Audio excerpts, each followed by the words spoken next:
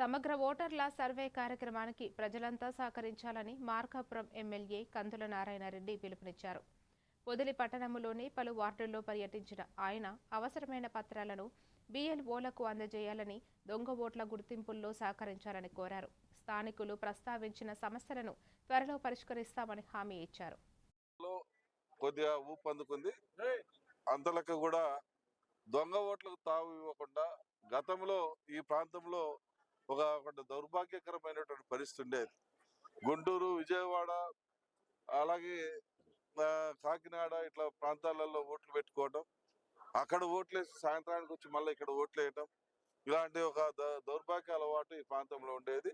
ఈరోజు ఈ sir programme వల్ల అటువంటి వాటన్నిటికి కూడా చెక్ ఏర్పడతా ఉంది.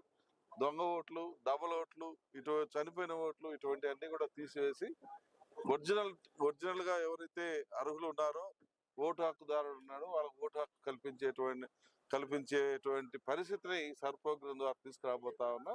దయచేసి అందరూ దీన్ని సద్వినియోగపరచుకోవాలని సర్ ప్రోగ్రాం ద్వారా